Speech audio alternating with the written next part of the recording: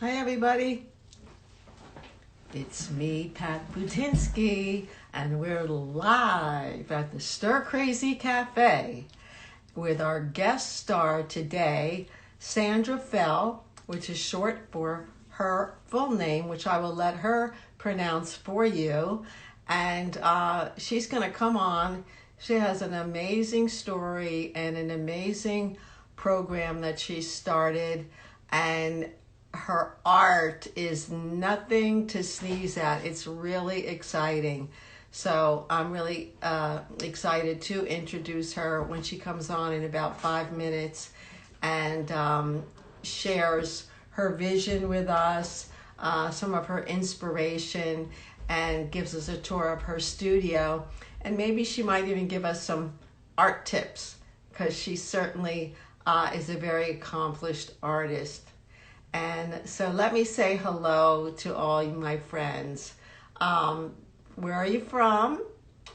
I know that I see friends from France and I think Italy. And hello, Allison. How are you?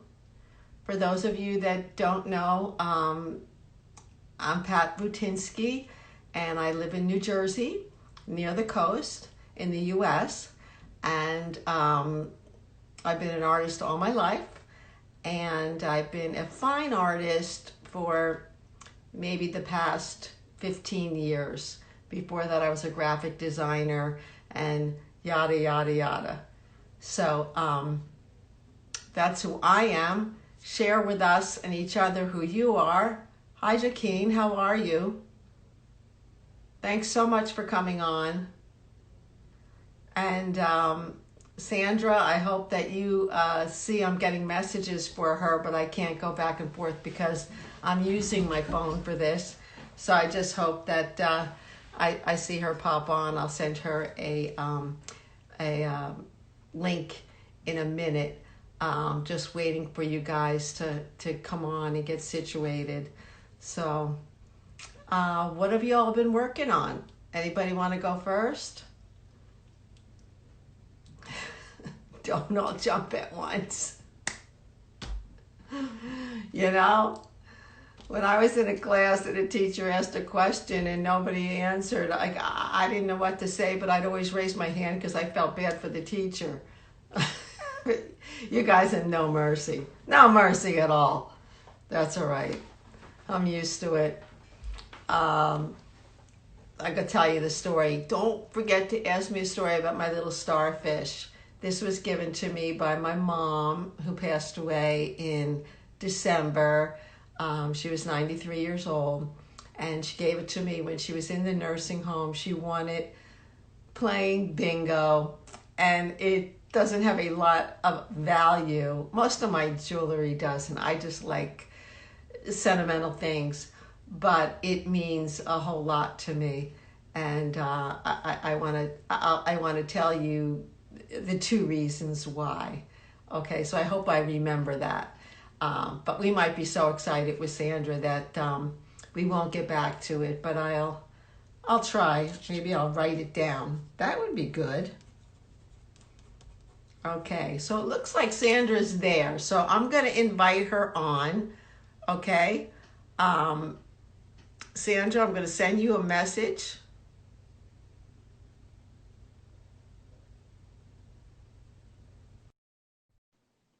And she should be coming on. She knows how to do this because she interviews a lot of people, actually. There she is. Hi, Pat. How are you? I'm good. How are you doing? I'm doing good. Supposedly we're getting a little bit more of a storm, but so far so good. That's awesome. I hope that you're not like on the way of the storm, are you? We had a storm earlier in the week, and it did a fair amount of damage to bringing trees down. I'm looking out my window at two trees in my neighbor's backyard, but somehow, some way, they came down all around us, but our property was untouched. So I always, and most of the street. And so everybody goes, yeah, it's amazing. And people still don't have power. And we have Right. power.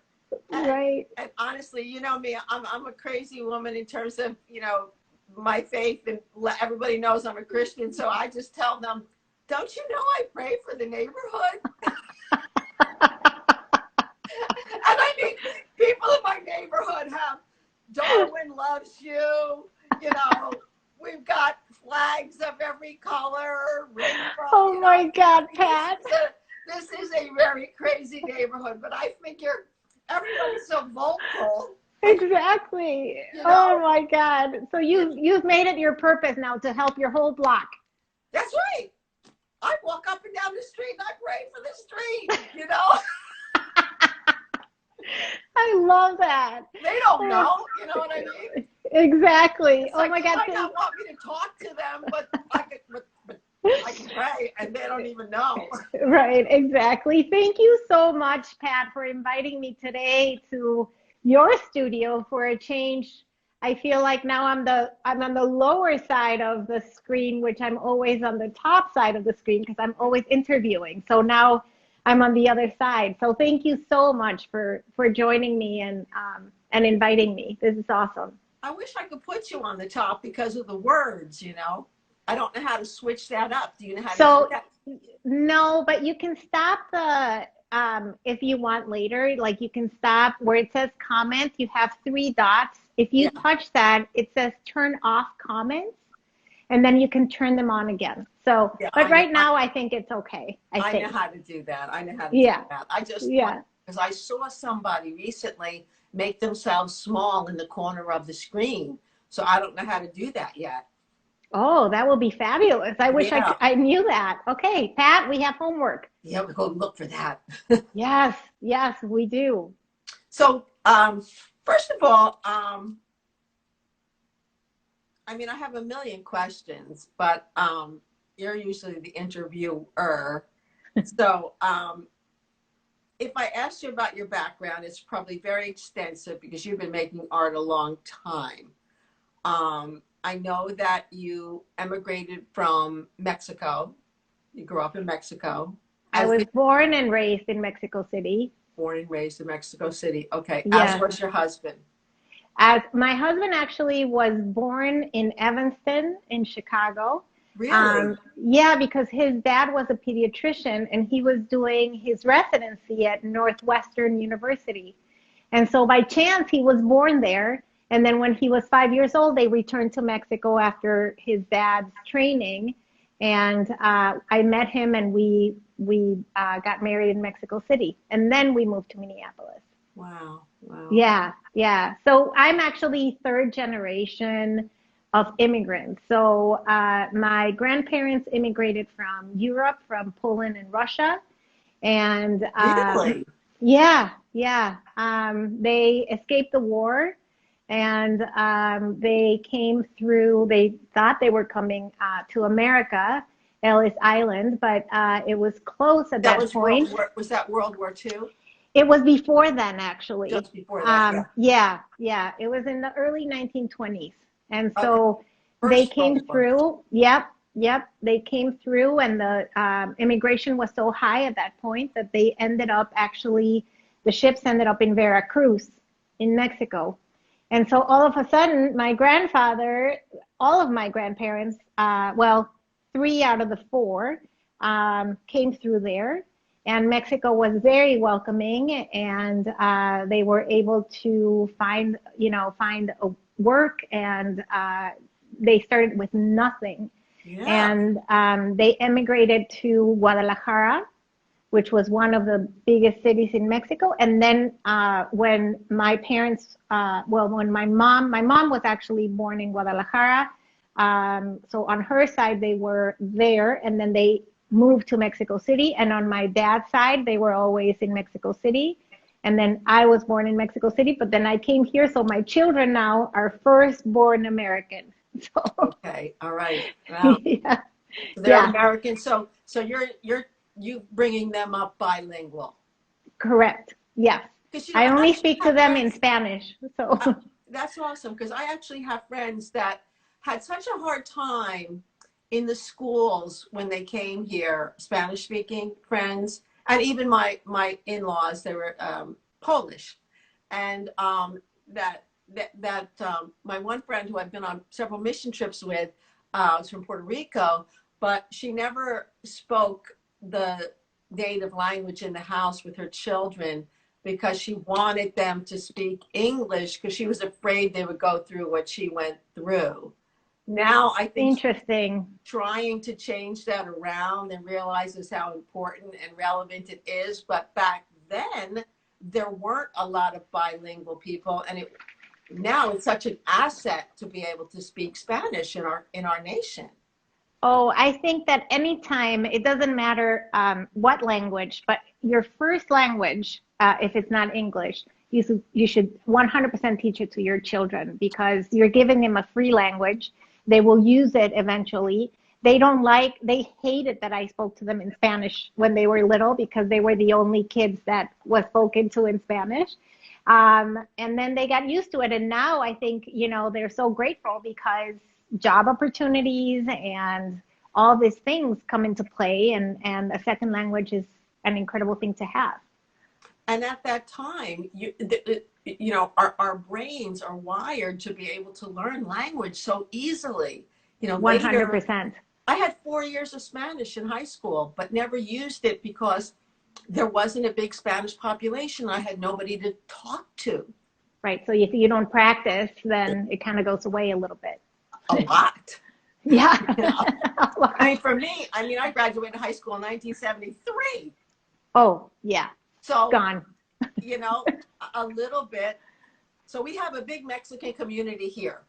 And so I go, and the girls that do my nails, and there's also a lot of people that work in the town that are Mexican. So I always want to speak with them. Good. That's and they're great. Patient with me, and they want to learn. So we teach each other. For sure. Oh my God, it's great. And I'm so proud to embrace my Mexican side, and I will forever be Mexican first. And I'm very proud. Yes. Very proud. It's a beautiful thing. Wow. Such history. Yeah, exactly. So tell us a little bit about how you've been a working artist. You have an incredible studio. She has a real studio, everyone. A lot of people on here do, and a lot of people are like me, work at your dining room table, work wherever. I actually have a studio out there in my garage, but I rarely get there because of the vertigo, but that's a rabbit hole. But she does have a lovely studio in downtown Minneapolis. It's in Northeast Minneapolis, which is the art district in Minneapolis. So it's filled with incredible buildings full of artists, photographers, jewelry makers, sculptures, pretty much everything. They call it the little Soho of Minneapolis. Oh, so I know, it's amazing. And unfortunately, once a year we have an open studio of the whole Northeast Minneapolis. So it's the biggest art crawl in the Midwest. And because of Corona, we had to cancel, of course. But yeah, we are I feel very fortunate to have the space to really come here and work and create. Hello, everybody. I'm getting a lot of hellos. Do you see them? Yes. This is Sandra. Say hello to Sandra also. Hi, Vanessa. We have like a group that kind of gathers. It's funny. It kind of just formed that way. But okay, so are you in your studio now? I am in my studio right now, and after we talk and I tell you about my project, I will show you around so you can have a taste of what my space is. And hi, and then and yeah, it will be great. Can't wait. Okay, so the question I was going to say, so what is the organization that you formed or you're partnering with? So I created this project with the thought that my husband is a surgeon, and when this whole pandemic happened, he kept going to the hospital, kept helping his patients, kept answering every single phone call from friends and family, concerned patients. You know, he didn't stop working. They And don't. no, he didn't. And he was kind of like ahead of the curve by, I would say, a couple of weeks. He was hearing a lot of his colleagues from Spain and from Europe that they were calling him and telling him what the situation was there. Oh. And so what we were expecting here. And so we kind of were ahead of what everything was happening. And I just thought, wow, he's helping so many people. What can I do instead of feeling paralyzed and not being able to leave my house and not being able to create how I wanted to create because I wasn't able to come to this space. You and a lot of artists who have studios, like the artists in New York, it's been really hard on them too. Oh, very hard. It's just incredibly hard. And so, you know, I had a really small corner in my house that I could, you know, work on there. And so my thought process was, okay, what can I do to help? How can I, as an artist, do something? And so I literally was rambling and writing everything down, what was in my head. Some of it didn't make any sense whatsoever. Like I look back to it and it's in English and Spanish. It's like all over the place, but I was just writing all my ideas down. And Felicidad. Sorry? You're getting a felicidad. Oh, felicidades. Gracias, Cynthia. And so I went into action and I decided to call my community of artists that I have had workshops with them, that I knew them, that they knew me, to start interviewing them. And in turn, they would create this piece of art that is an original piece of art that is a 10 by 10. And I had the idea of, you guys send me that artwork and I will find people to buy the collections at the end of the month. And I figured that we have a lot of need for Feeding America. And so I chose Feeding America because there are so many people going through hunger. And hunger is a real thing in the United States. And I don't know how many people really know, but it is a problem and it's only going to continue to increase, unfortunately, instead of decreasing. Kids can't go to school and participate in the feeding programs at school. Well, I am so concerned about that. If kids cannot go back to school, that might be their only meal that they get from school. Yeah. And so, so I'm very proud to say that the first 2 collections sold for $10,000. And we made this money for Feeding America. So I do not get paid at all. 100% of the proceeds go to Feeding America and to helping others. And so after I started my bubble of artists, I started to kind of grow and ask artists from all over the world. So I've had people from Australia, from Mexico, from Canada. You're joining me next week. And I call it my hashtag army of artists because I couldn't do it without you guys. And I feel like as a community of artists, we can do so much. And together we're stronger. And I can see the difference that we're making. And it's given me so much joy to not only be busy myself. I've never been busier in my life. I have no time. The coordination, you know, is behind the scenes. People don't know how much coordination it takes to just set up to do these things, and then to organize the stuff that comes in and connect with the organization, et cetera, et cetera. Yeah, and I'm learning so much. I'm learning about contracts, for example. I'm going to be sending you a contract where you're going to sign a release so I can then maybe do a book of all the army of artists that are doing and creating this specific artwork, so people can actually see it and be, you know, hopefully inspired and start creating, because that was the whole purpose of this, trying to open each other as an artist, open their studios, when sometimes, you know, I think as artists, we sometimes work by ourselves a lot. Oh, sure. And, you know, and I think that some artists are very jealous of sharing their process. And I think the total opposite. And I think this platform has given people to really open up and show us the process to inspire people at home. Yes. And so you don't have to be an artist to be listening to my interviews, which I do every Wednesday and Saturday at noon Central Time.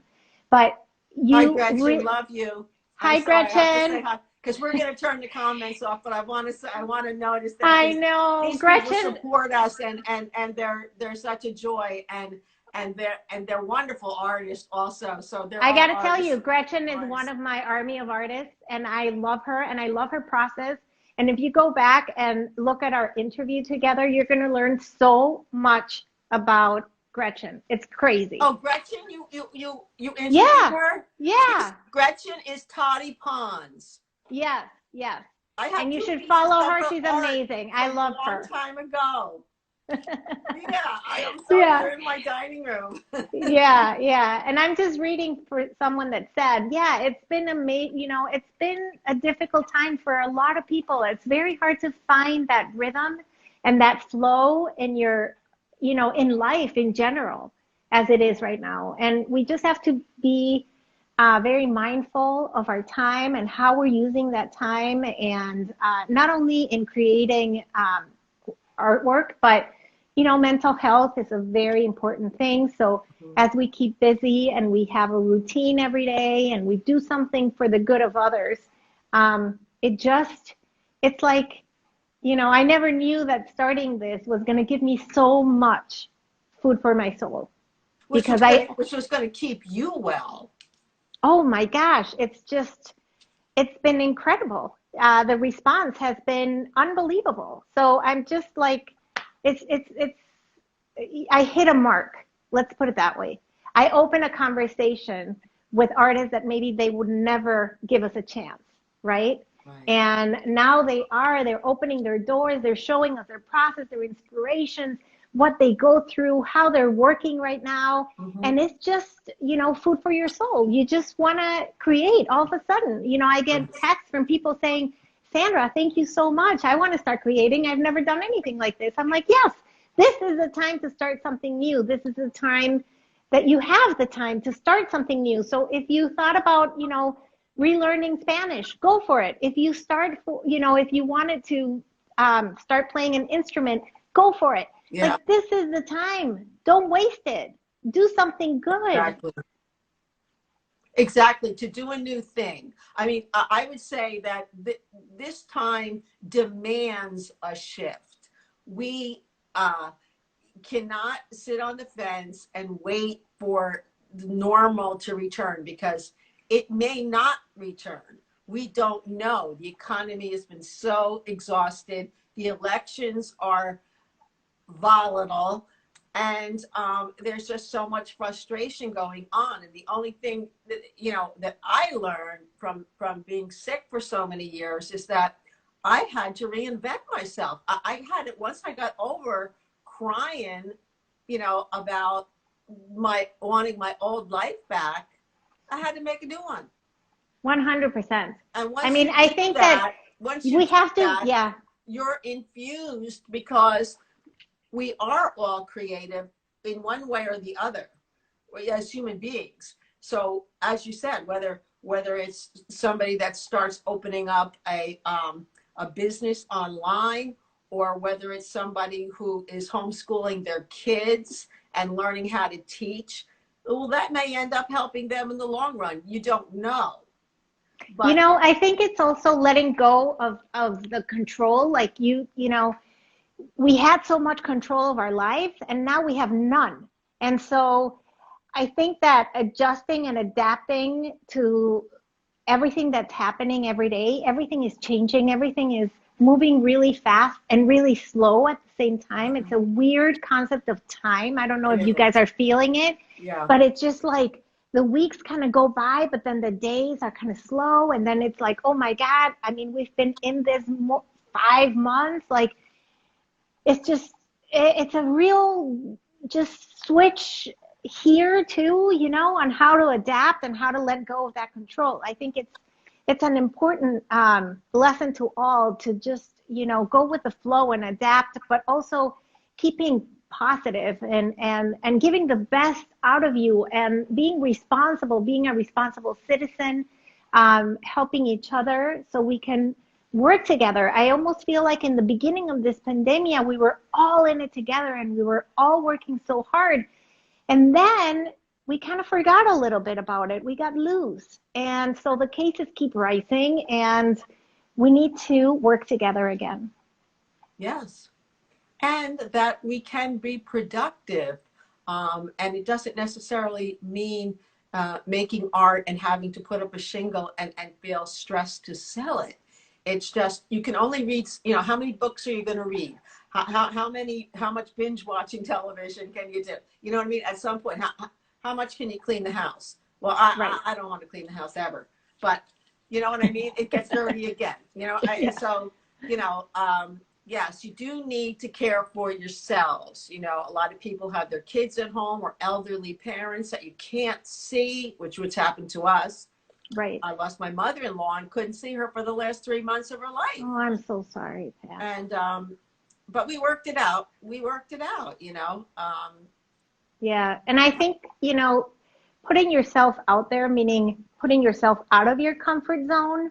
So learning something new or doing something different, you will be surprised on how much you're going to learn and how good you're going to feel. So don't be afraid.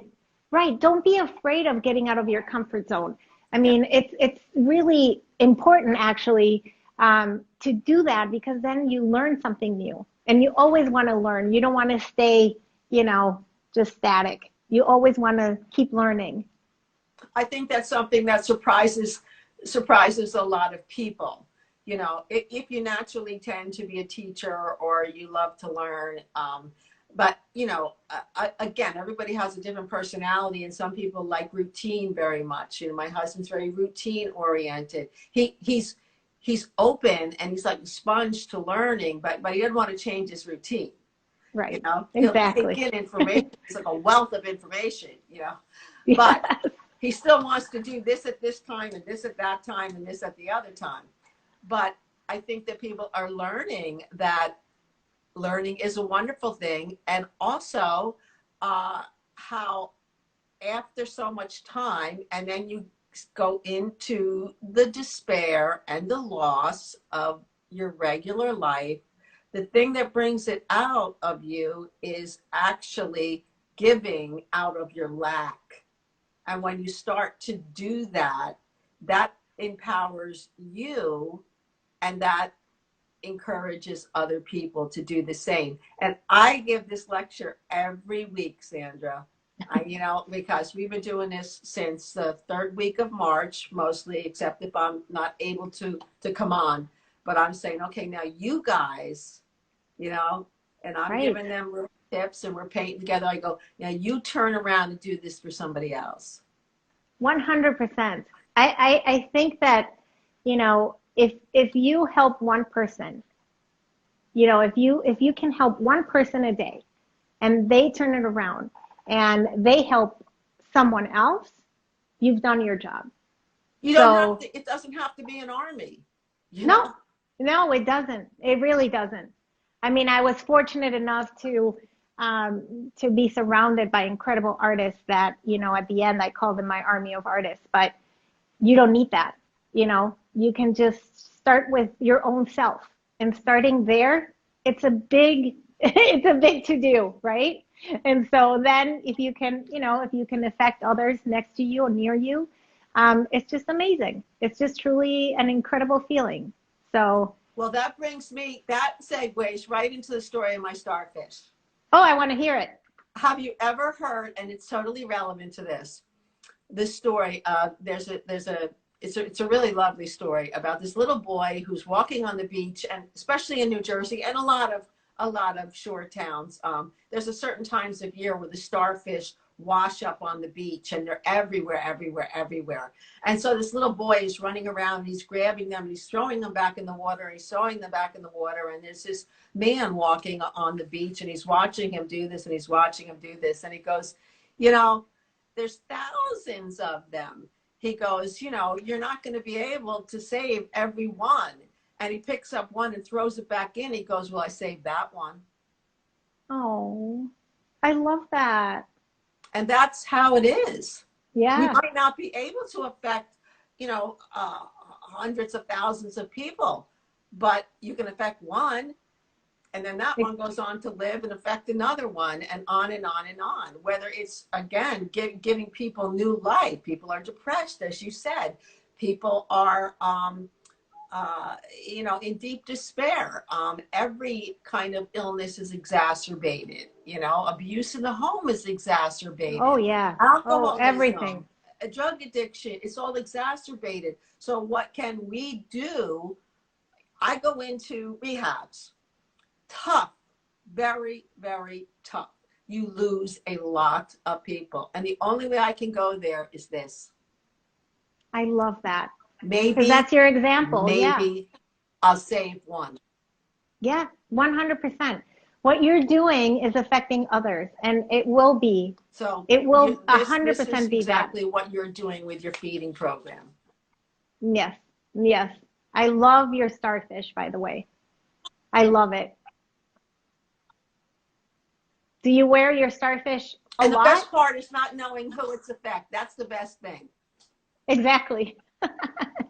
Otherwise, you know, you get all puffed up and prideful. You know, it's better not to know, you know, No, the you know, teacher. part of this process is to stay humble and to be your own self and not try to be anyone else. And no one is expecting anyone to be anything but yourself. And I'm not a professional. I say that all the time. I was never in my intention to start interviewing people. I've never been uh, in school for communication. And so, but I just started with my heart. And I think when you are doing something from your heart, people can tell you that your honesty is coming through. And so, like I said, I had no idea about like this contract situation. It took me 3 tries to get it right, you know, Yeah. because Yes, I do know this is hard to do, it's and hard to do. you muddle through. But you know, people. I think there's a lot of grace right now, and so whether you're technically losing people or whatever, and you're struggling through, and maybe you know you don't know the questions to ask. Every interview that you do is getting more polished, but it really started with your heart, and that is what comes through. Thank you, Pat. Yeah, Really, thank you. I I'm really just appreciate real it. thrilled to just be allowed to know you and to participate in the program. She is going to interview me on the 19th. Yes. Is that a Yep. Wednesday? That's next. Is it next Wednesday? No. Oh, and the 18th. I don't know. We'll let you know. We'll put it up. I don't have my calendar with me. I'm sorry. We're winging it. We're totally winging it. But yeah, on my page, Sandra Felly Art or Pat's page, we'll let you know so you can for sure don't miss it because we're pros at this. so the roles will be reversed at that point. So yeah, so I'm ready when you are. If you want me to start showing my studio, whatever you want, Pat. Well, yeah, I'll turn out do you guys want to see her studio and maybe talk a little bit about your art and the why of your art? You know, whatever, you know, I'm going to let you do it. I might ask you questions because I might be curious. Yeah, for And, sure. Please do. I mean, that's what this is all about, right? And we'll turn them back on at the end so that if you have more questions, you can ask Sandra yourself. Perfect. Because I might not, you know, ask the questions you're thinking about. Okay. All right, so let me try to go and turn off the comments. And I'm going to switch the camera around so I can take you around. Yay, we're getting out, everybody. We're getting out. So I'm just going to show you. I'm just going to show you like a full view of my studio. So I have 2 studio mates. This is my wall where I work. And this is some of my artwork that I pulled out. So I can show you. I'm not going to talk about that one very much because that's a commission.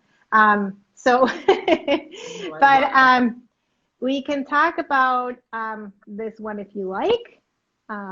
It is an abstract, my work is abstract contemporary work. I am inspired by nature. I am inspired by balance and the language of non-objective art. And you can send emojis, everybody. And so I use mixed media. I use acrylic. I use charcoal. I use pastels. And I do not use any kind of oils, which I am starting to maybe try them out because I'm listening to a lot of people that are using them, and I love their end results. So is that how you got that soft cloud look? So this right here, you gorgeous. Can see it has some mark making that I come at the end and do some mark making. I scrape off some of my painting. So I I like to use water a lot on my paintings. And this is probably 5 layers of paintings. So it started very differently from what you're seeing right now. Of course. And you just, build up and build up. And so you can kind of tell the line, the mark making, and just you can truly see the I guess the first layer, which I started with dark, and then started to build it up, and then bring the light at the end. And so I usually do that in my work. I start sometimes with dark, and then I had a series of windows that I called, and this is one of them. Let me just say one thing. This is such a treat for us to see up close, the artist's hand in the work. And what I mean by that is the scratching off, the layers, the scrubbing. This is such a treat for me, and I'm sure the people that are watching. So thank you. You can see all the imperfections too, right? So but that's what makes it perfectly imperfect, I mean, that's exactly art. Exactly. So you again scraping off and leaving thin layers using mediums to make the paint thinner, and just going at it and not really thinking too much. Then I have this one on the floor. Now, And Sandra, let me ask you a question. Yes. Because I know different artists have a different approach. So how do you not think so much? Because you're a skilled artist. So what's your process of turning that off? So or what do you have one? What I try to do, I don't have one. What I try to do is start the painting, activating the canvas, what we call.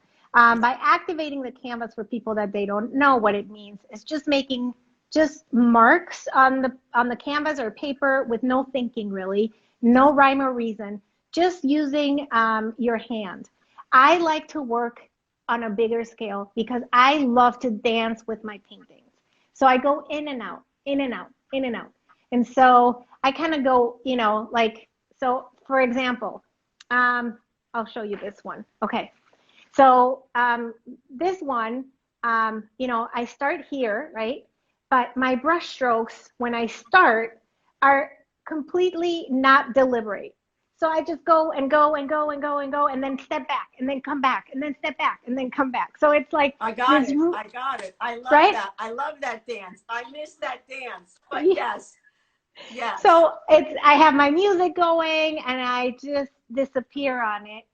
And then when I start seeing things, then I pay more attention to them, and then I can start finishing the painting. But in the beginning, I love the beginnings.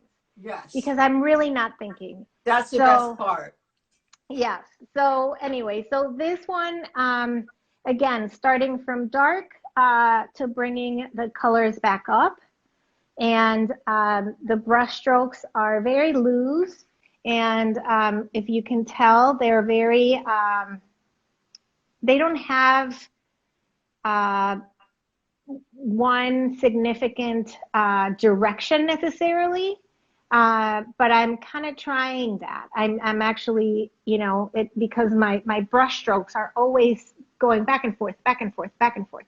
Right. And Everybody has that. And that awareness of breaking that natural rhythm is really beautiful what you're doing there. But yeah, some of us do up and down, some orient diagonally, some right, back and forth, right. like you said, some do circles. And so that's really a wonderful, this is a wonderful teaching moment here of you deliberately resisting the urge to do what comes naturally or Correct, correct. routinely. So then these guys are like the beginning, right? So I'm doing a triptych here. And if you can see here, um, this one has more fluid, more water. Just let it sit and see what happens to it. Do you use Um, inks on that? I don't. I use the acrylic fluid from Golden and water it down. And then literally I pour the water down from up to down and let it sit. And then, you know, it creates almost like borders by itself. And Blossoms, like they would say with watercolor. It blossoms. correct, correct. And Okay. so you can start to see some of my mark making. Again, some of my, you know, like you see here, you see the strokes that I do.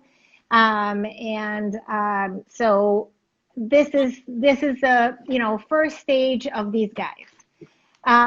Then I have this Ooh. one. Ooh. Which like I feel like it's a cloud um, of of just thoughts. And there's communities of clouds, and I just really love the mark making on it. Like I say, I always come finishing off with my drawing tools that I love, and again, this started very dark, and then I pull the whites and the highlights at the end. And so, so this is really using a lot of it's kind of limited palette, but not as limited as these guys. So this one is kind of freshly made. Okay, I want to make a comment on the other one Okay. before you go, because I mean I'm lost in it. I, I love that, you know, yeah, it is a limited palette because that gives it continuity. But and I love the large shape against the small shapes, and it looks as though those kind of little rounded shapes, which, you know, everybody sees something different, could be like a lily pond of lily pads. That Yeah. really is kind of the common thread that really pulls an otherwise chaotic painting together. Really well done. Thank you so much. I actually love that little hint of That red. it's actually a deep orange, and it just makes it, right? Yeah. It's It's like peekaboo, I'm right here.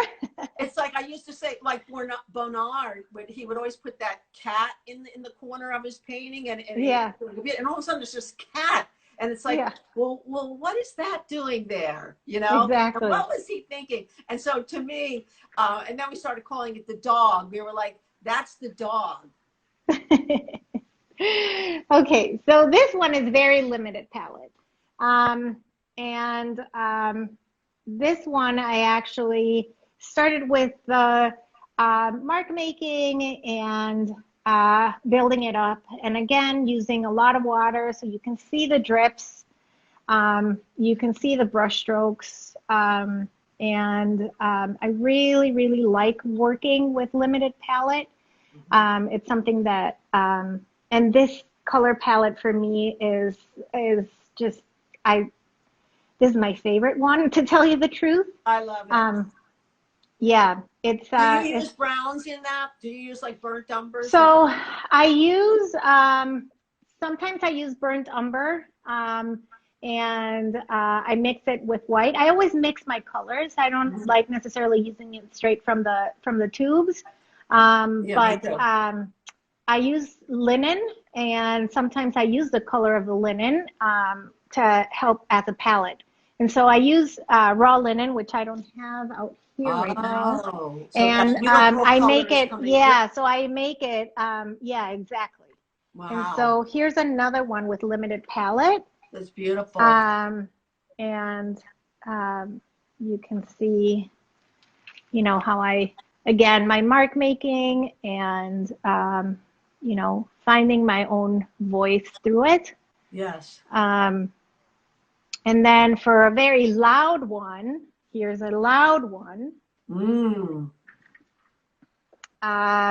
And obviously this is not very limited palette, but it has, you know, it has the language of horizontal lines, vertical lines, having the main, you know, where your eye goes right in the middle of the painting, Hmm. and you can see all the layers that are underneath the painting, and then how I build it up from there. So it's kind of like an urban feel to this one, Yes. um, more than a natural organic feel compared to like those guys, you know. Yeah. Um, but it still has my, you know, my mark making and all of that stuff. And then Well, I that one has have, a real beautiful,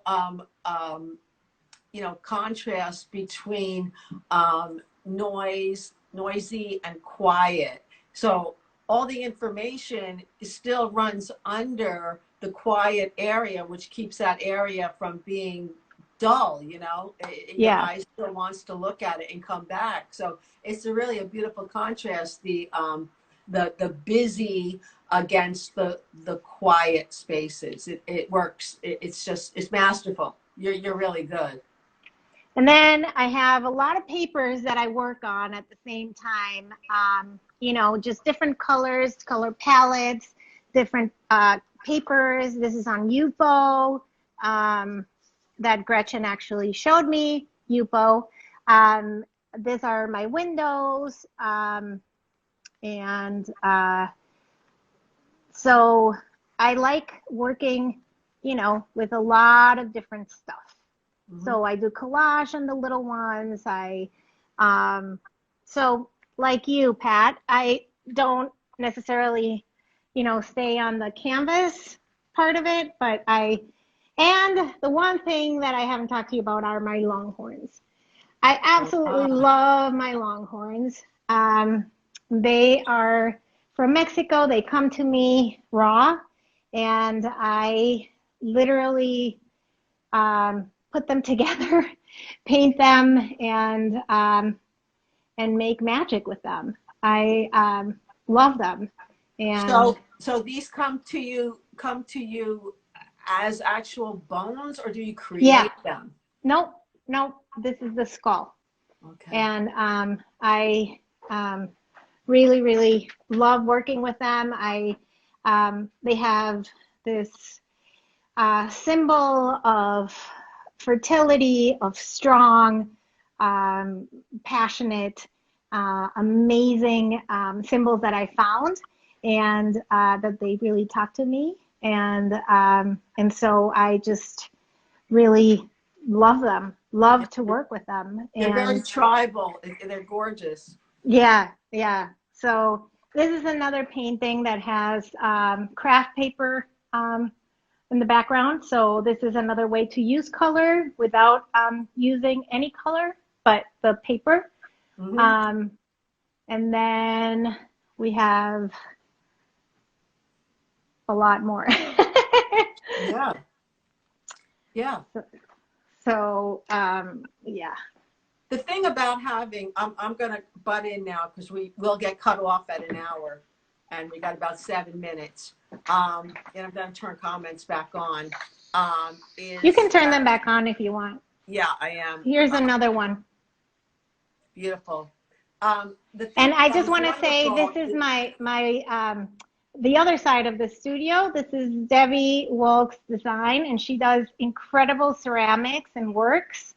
And my other studio mate, who's not coming to the studio right now, is Wendy Schrag. So look them up, everyone.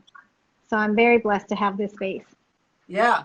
What I was going to say is that a lot of times, I mean, when you have a large space like that, you can work on different kinds of things without getting confused because you have different stations. So you can totally focus and master one for a while you're doing a body of work and then move to something else rather than, when you're in a smaller space, as I advise a lot of the people that I teach that might be starting out, try to do one thing at a time.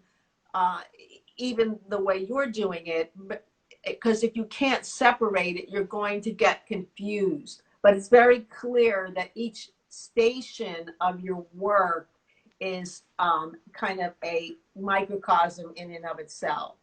And Right. that's how you're able to do that. Because what's not good to do, Exactly. And that's where a lot of artists get confused. So that's a perfect example of multitasking like that. But I'm really grateful that you came on, and we have a few minutes. We maybe have 6 minutes. Does anybody have questions for Sandra before we get cut off? Because we will get cut off. I know. It's so unfortunate, isn't it? Yeah. We could keep talking for And hours. it's usually on a shot like this. Yeah. Exactly. Totally. I totally get that. Right. And yes, 100%. Yes, yes. So I'm very grateful to you, Pat, for inviting me today. And Sure. Love it. this was so fun for me I haven't really shown my work, so this is a great way to do it. So I'm sorry to cut you short. I'd love to give you another hour. It's like just like keep going because for us, it's like we're getting out, we're going to a museum, we're visiting artist studios, and so it's such a breath of fresh air. yeah, For your yeah, time. Yeah. it's been thank you. Somebody said they love the windows paintings. Thank you so much. Yeah, it's been really fun to make those windows. And There's a question. oh, what is it? We're Where getting would the you go unfinished. about getting a skull?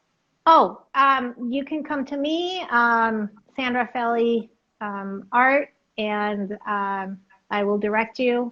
And I find all my skulls come from Mexico, so they ship them to me, and they come completely undone, and I have to kind of just put them together, which is part of the incredible process for me. I love putting them together and bringing them back their beauty that they really are. So yeah, it kind of empowers me too by doing that. Yeah. Yeah, yeah. It's kind of medical.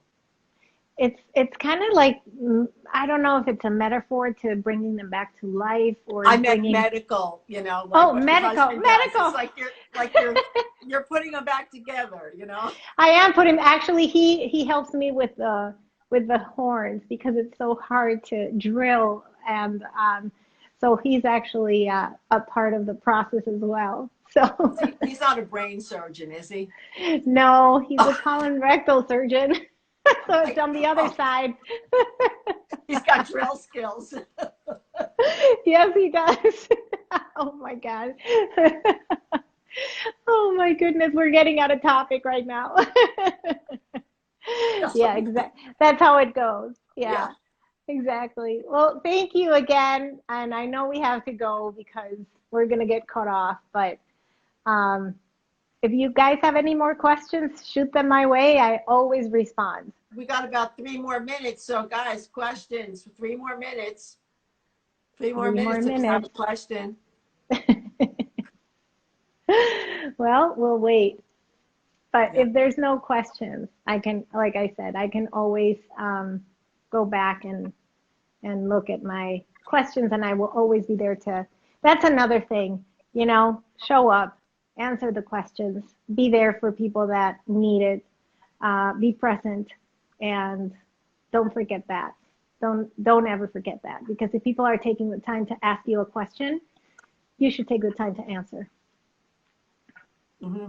Exactly. And also, I think just the daily work, show up every day, do a little something, whether it's a sketchbook, whether it's a crayon drawing, just keep your hands busy. Oh, It I doesn't forgot have to to show be. you.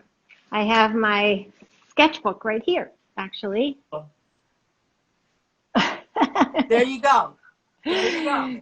So There it there you is. go, right? Yep. So even if it's a little something,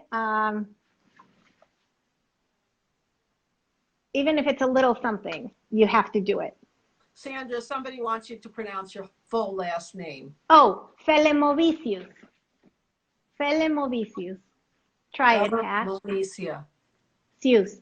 Felemovicius. Velomodicius. Almost. Oh, Almost.